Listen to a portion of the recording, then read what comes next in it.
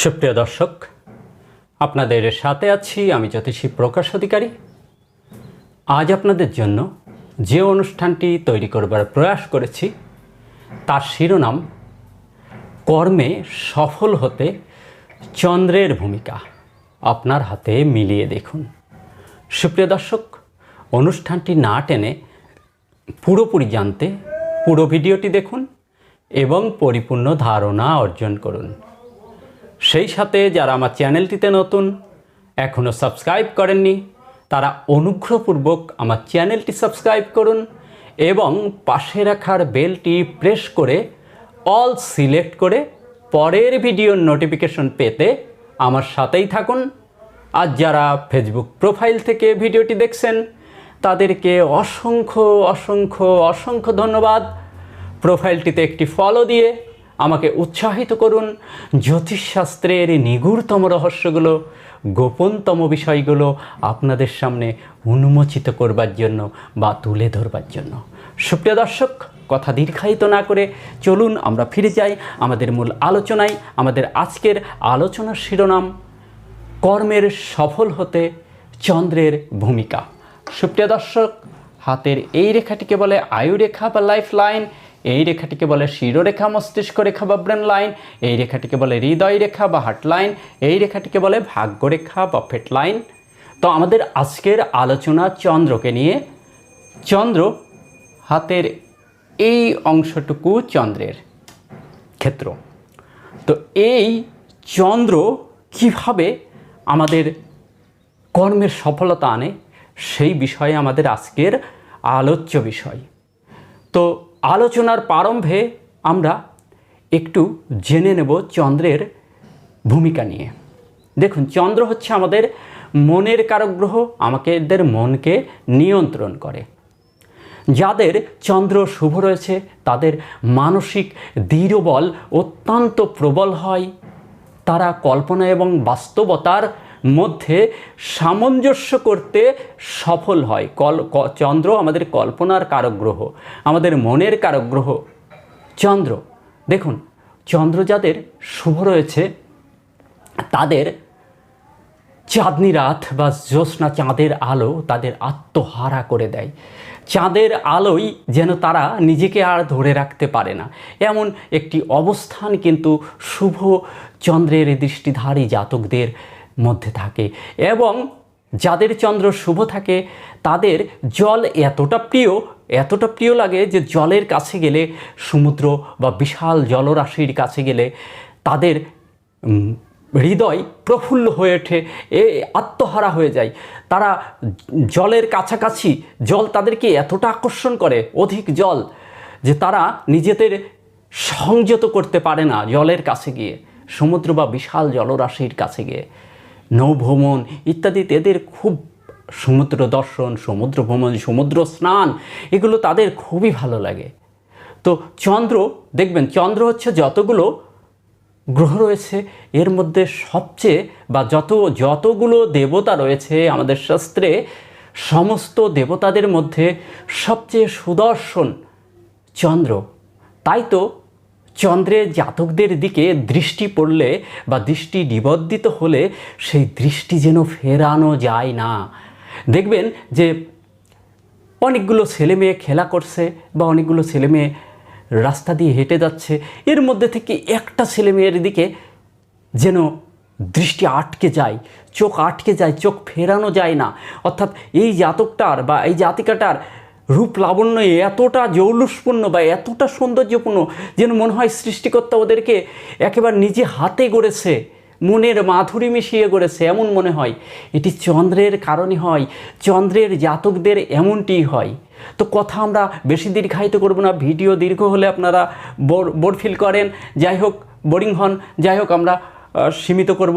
আমরা দেখব যে চন্দ্র শুভ রয়েছে কিভাবে বুঝবেন এবং চন্দ্র অশুভ রয়েছে কিভাবে বুঝবেন, শুভ থাকলে কি হয়, অশুভ থাকলে কি হয়, এবং পরিশেষে ভিডিওর শেষে চন্দ্রে কিছু শুভ অশুভ সাইন রয়েছে সেইগুলো কি ফল দেয়। তো এই যে চন্দ্রের ক্ষেত্রটি যদি একটু বেশি জায়গাব্যাপী থাকে, দেখুন এইভাবে একটি কলম ধরবেন, এইভাবে দেখবেন, এইভাবে একটি কলম ধরার পর যদি এই রেখাটি আরও একটু এইভাবে আসে, তা জায়গাটি অনেকটা পাই, এবং এই স্থানটা যদি ফোলা গভীর মাংসালো লাল গোলাপি আভাযুক্ত হয় তাহলে চন্দ্র শুভ রয়েছে।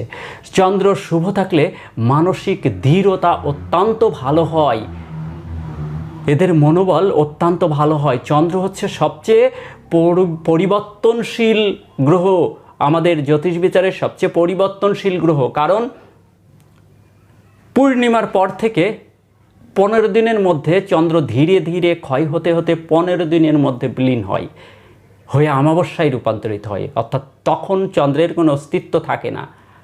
এবং অমাবস্যার পরের থেকে চন্দ্র আবার ধীরে ধীরে পূর্ণমাত্রায় প্রকাশিত হয় 15 দিনের মধ্যে। তাই তো চন্দ্র সবচেয়ে পরিবর্তনশীল গ্রহ। চন্দ্র যাদের শুভ থাকে তাদের পরিবর্তনশীল কর্মগুলো অত্যন্ত শুভ হয়, ভালো হয়। যারা কর্ম বারবার পরিবর্তন করে কিন্তু শুভ হয় এটি চন্দ্র পরিবর্তনের, চন্দ্র শুভ থাকার কারণে। আবার যারা বারবার কর্ম পরিবর্তন করছে কিন্তু কখনোই কর্ম শুভ হচ্ছে না, এটা চন্দ্র অশুভ থাকার কারণে। চন্দ্র অশুভ থাকলে কিভাবে বুঝবেন? এই জায়গাটি একটু কৃশ অল্প হবে, এই জায়গাটি ফোলা গভীর মাংসালো থাকবে না, লাল গোলাপি আভাযুক্ত থাকবে না, এবং এই জায়গাটিতে এরকম চাপ প্রয়োগ করলে যেন বজবজ করে ওঠে, বজবজ করে উঠে আসে। আর শুভ থাকলে এখানে চাপ দিলে টেনিস বলের মতো টাস করে উঠে আসে। তো অশুভ চন্দ্র মানুষকে ডিপ্রেশন, কল্পনাপ্রবণ, কল্পনা এবং বাস্তবের সমন্বয় করতে দেয় না। এরা কল্পনাতেই অনেক কিছু করে ফেলে কিন্তু বাস্তবে পারে না।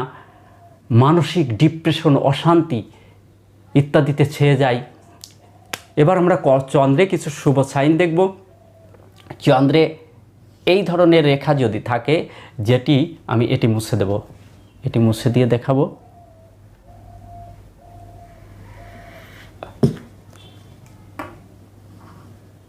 চন্দ্র থেকে এরকম রেখা যদি আয়ুরেখা, ভাগ্যরেখাকে স্পর্শ করে এবং এই সাথে যদি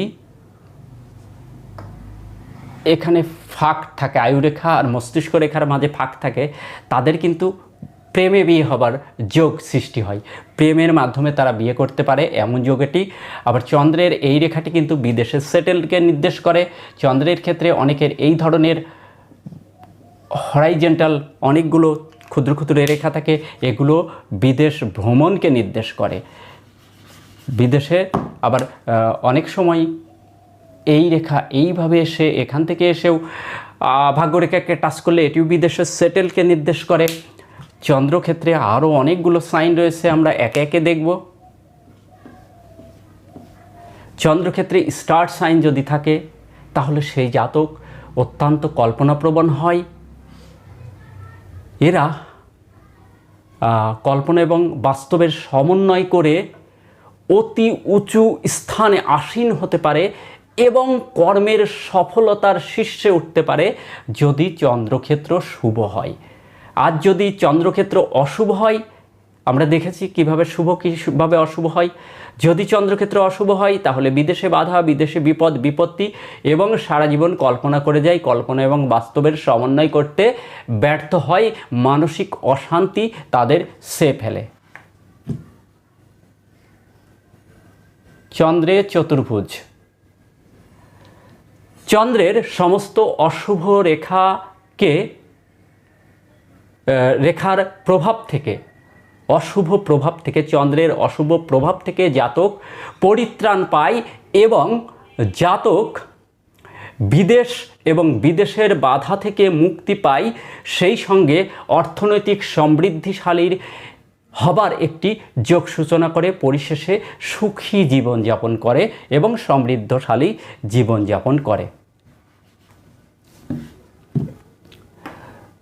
চন্দ্রক্ষেত্রে এই ধরনের চিহ্ন, জপ চিহ্ন, এটা অনেক সময় এরকম ভ্রমণ রেখাতেও থাকে। এইভাবে ভ্রমণ রেখা আসছে, ভ্রমণ রেখাতেও জপ চিহ্ন থাকে। তো চন্দ্রে জপ চিহ্নটি সাধারণত একা একা হয় না, বেশিরভাগই কোনো রেখার সমন্বিত হয়ে হয়। তো চন্দ্রে জপ চিহ্ন মানসিক অবসাদ, দুশ্চিন্তা, ডিপ্রেশনে মানুষকে ঘিরে ফেলে, মনোবল নষ্ট করে দেয়, কারণ ছাড়া মন খারাপ, অশান্তি, একটা বিষের মতো চাপ জাতক জাতিকার মস্তিষ্কে লক্ষ্য করা যায়। মস্তিষ্কের উপরে একটা চাপ, মন খারাপ, কেন জানি ভালো লাগে না, ভালো লাগছে না, কোনো কারণ নেই, কিন্তু মনটা ভালো না। এবং এটি এই ভ্রমণ রেখাতে বা বিদেশ রেখাতে থাকলে তাদের বিদেশে জটিলতা, বিদেশ গমনে জটিলতা, বিদেশে অবস্থান কালেও জটিলতা হবার যোগ সৃষ্টি করে।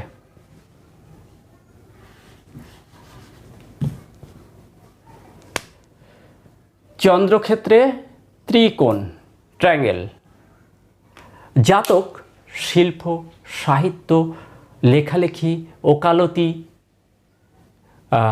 ইত্যাদি পেশাতে চরম সফলতা আনতে পারে। এদের মানসিক শক্তি থাকে অত্যন্ত দৃঢ়। চন্দ্র আমাদের মনকে নিয়ন্ত্রণ করে, মনোবলকে নিয়ন্ত্রণ করে, মানসিক শান্তিকে নিয়ন্ত্রণ করে। এরা ধার্মিক হয়, এরা বিদেশে ভ্রমণে সফলতা আনতে পারে, ফরেন মানির যোগও এটি সৃষ্টি করে। তবে এদের জলে একটি সতর্কতা অবলম্বন করা উচিত, জল ভ্রমণে সতর্কতা অবলম্বন করা উচিত।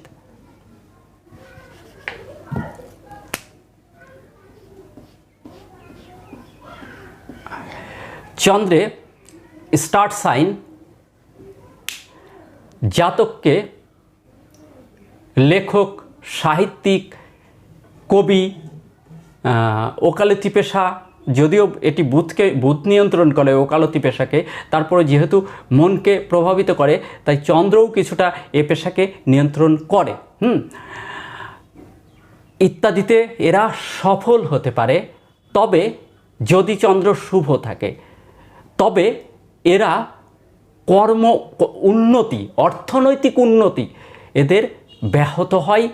বিদেশে বাধা, বিদেশে অবস্থানরত অবস্থায় বাধা, বিদেশ গমনে বাধা, বিদেশ সংক্রান্ত জটিলতা এদের দেখা যায়। চন্দ্রে ক্রস সাইন জল ভ্রমণে সতর্কতা অবলম্বন করা উচিত। এদের অবশ্যই জল ভ্রমণে অতিরিক্ত সতর্কতা অবলম্বন করা উচিত এবং স্যাঁতসেঁতে অবস্থায় বসবাস না করাই উত্তম।